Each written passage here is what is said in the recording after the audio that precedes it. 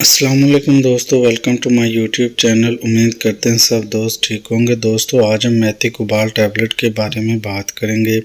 دوستو میتھی کوبال ٹیبلٹ کا سالٹ ہے میکوبالامین اور اس میں 100 ٹیبلٹ ہوتی ہیں اور ہلٹن فارما اس کو مینوفیکچر کرتے ہیں۔ تو دوستو یہ ٹیبلٹ پٹھوں کے کھچاؤ، پٹھوں کے درد اور پٹھوں کی کمزوری میں اس کو یوز کروایا جاتا ہے، اور اس کا جو مین تھیم ہے آرتھرائٹس کیسز یا پھر آپ کی ہڈیوں میں جو کمزوری کی وجہ سے پین ہوتا ہے، یا آپ لوگ کے بوڑھے ہو چکے ہیں تو ہڈیوں کا درد رہتا ہے، یا پھر آپ ڈائبٹیز کے پرابلم کا شکار ہیں تو بھی آپ لوگ اس ٹیبلٹ کا یوز کر سکتے ہیں۔ اگر آپ لوگوں کو کوئی فالج وغیرہ کا ایشو ہے، یا پھر آپ کے ہاتھوں اور پاؤں میں مسماٹ یا جسم کے کسی حصے میں مسماٹ رہتا ہے تو آپ لوگ اس ٹیبلٹ کا یوز کر سکتے ہیں۔ یہ ٹیبلٹ خصوصاً طور پر ڈائبٹیز کی وجہ سے جو لوگ بیمار اور کمزور ہو جاتے ہیں ان میں اس کو یوز کروایا جاتا ہے۔ یہ بہت اچھی ٹیبلٹ ہے،